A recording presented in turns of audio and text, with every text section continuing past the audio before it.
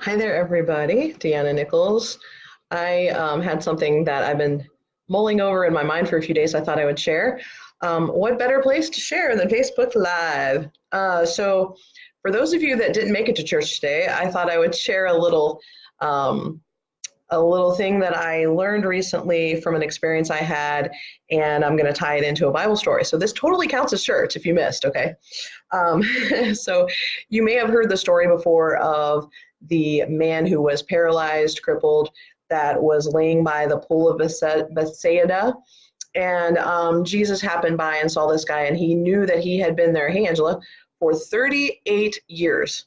He had been lying on a mat beside this pool because he heard that every so often an angel was going to come and stir up the water, and the first person that made it in the water would be all better.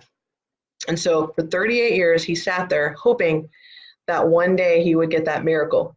And it's weird if you've ever read the story because Jesus came by and he sees this guy and he clearly knows that he's sitting by a healing pool and that he's been there for 38 years, unable to walk. And he asked him a really strange question. And recently it just kind of stuck in my mind. The question he asked, unless you read if you read the King James Version, the question is, wilt thou be made whole? Of course, most of us don't talk like that anymore. So in modern day English, he was basically like, do you want to get well? And I've heard the story a bunch of times, and I don't know about you, but whenever I hear that story, my reaction is kind of like, duh. I mean, why did you ask that? Of course he wants to be well. He's laying right there by the healing pool, hoping for his chance. Well, I thought about that recently because in the work that I do, people come to me because they want to get well. They come to me and say, do you have anything that can help me? I know about this work that you do. I know about these products that you use. Do you have something that can help me get well? And recently I was working with someone, and the entire time that I'm working with them, they were trying to convince me and convince themselves of how very, very sick they were and how much their body was broken and how many things were wrong and all the places that hurt. And it was almost like, here I am doing this work and trying to help you to get some relief, and you're working against the very healing that's there for you by convincing yourself that it's not possible for you to be well. So you're like in the presence of someone who can help you. You're right there by the source of what can help you, but you're just not getting well. So what's going on? So I think the question that Jesus asked him was actually a really thought-provoking question. It's like, do you actually want to get well? So I thought about a few years back, I had been struggling with chronic illness for about 20 years. And I feel like I pursued so many things. You know, I went to see all kinds of different doctors on the conventional side, on the alternative side. I tried lots of things, natural, medicinal, surgical, just about everything you could try. I went to my church and had them lay hands on me and anoint me with oil and do a blessing over me for healing. And I asked friends to pray, and I read blogs, and I just did everything I could think of in my power to get well. And then in the fall of 2011, somebody came along and offered me something that I knew was helping me. And I'll never forget, as I began to use these products over the course of the next few months, I actually had this moment where this is the thought that came to my mind, and I want you to hear. It's going to sound really crazy, but then I want you to hear how it relates to this. I remember thinking to myself, oh my goodness, I think I'm getting well. Do I want to get well? Because if I get well, who will I be then? People, you have to understand, I first lost my health, began to lose my health at the age of 16. So here I was in my 30s, a person who had never been an adult that was a healthy adult, an adult that could drive themselves places and hold down a steady job and take care of themselves. And so I really was not sure that I knew how to be a healthy adult, that I knew how to not have someone else take care of me. And so I literally believe that I had in that moment the opportunity to decide if I wanted to continue to be a sick person or if I wanted to go ahead and be well. And it may sound strange to you if you've never struggled with an illness, but I think over time, we become so attached, our identity is so wrapped up in our illnesses. Think about it. How many times have you ever heard somebody say, my cancer is back, my brain tumor, they literally, it's theirs, or I am and then they like are their disease. And I did that for years. My identity was wrapped up. People start entire support groups, and they call themselves by the name of their disease in the support groups, and they're known by that. I'll never forget, I have what is considered in the medical community to be an incurable autoimmune disease.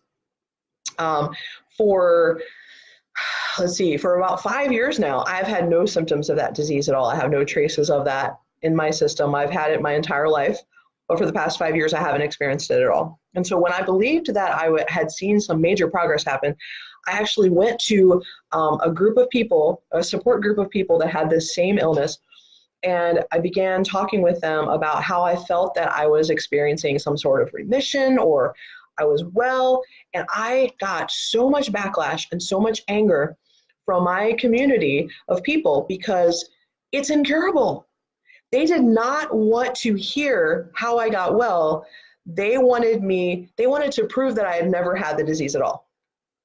So I was actually under the care of one of the top specialists in the nation, and he wrote a book and included my case study in his book because he said it was actually one of the most textbook and one of the most severe cases he had ever seen in his entire long career in this field. But yet it was easier for these folks to believe that I was some kind of a fluke or some kind of a fraud than it was for them to have the hope that they could actually be well. And so I'm asking you, and this does not just pertain, believe me, this is not a commercial for whatever it is you think that I'm trying to sell you right now, okay? So calm down. This is a little bit deeper introspective thing. If you have a problem and you say you want the solution, whether it's like, you want some changes in your financial situation, you want to see some changes in your marriage, you want to see some changes in your health, whatever relationships, anything, any goal that you have, and you say that you're pursuing, but look at what you're doing. Are you sabotaging yourself? Are you holding yourself back because it feels more comfortable and it feels like your identity? Like if you succeed in your business, then you're no longer a person who has to live paycheck to paycheck anymore. If you have a successful relationship, you're no longer a single mom. That's no longer your label. If you lose 100 pounds, you're no longer the obese person. Whatever it is that has been your label that you have allowed to be part of your identity, I believe that a huge part of recovery, healing, achieving your goal, whatever it is actually making an actual decision that is no longer who I am. I am not the sick, crippled guy who's in there 38 years. And interestingly enough, that's about how many years it was for me that I was wrapped up in this identity of, the sick girl, the girl that has all the drama, the girl that all the bad things happen to, all the traumas happen to. And I had to make a conscious decision at some point when I saw that I was on the right path, that do I want to keep moving in this direction? Do I want to sabotage my success? Do you really want to get well? And so I just encourage you to ask yourself why. God doesn't love me more than he loves you. God doesn't love anybody more than he loves somebody else. So of course he wants you to have blessings in your life. He wants you to be happy and have a fulfilled life, be able to live your purpose. He doesn't want you to be held back by illness or held back by scarcity or held back by an abusive relationship or whatever it is that's holding you back in life. So ask yourself, do I want my life to be different? Do I want to be well? Do I want to have an abundant life? If you do, then it's time to make that decision and then move forward in faith as if it is already who you are. Change the way that you see yourself into the way that God sees you. God sees you as whole. He sees you as his amazing child to whom he gave unique strengths and talents, and he put you in the right place at the right time with the right people. You don't have to just sit around and watch other people experience miracles for 38 years. It's time for you to experience your own, and it starts in your mind and it starts in your heart. It's an act of faith. It's an act of hope, and step forward in that faith and take some action and find out what miracles you can have in your own life. I hope that's an encouragement to you. I just wanted to share it with you. So mull that over. Let me know if you have any questions you want to chat, even privately. I'd be happy to share more about my story and help you in any way that I can. Have an amazing evening. Stay nice and warm if you're here on the East Coast. Take care. Get snuggly with your family and your puppies and your warm blankets. And I will see you next time. Shine on.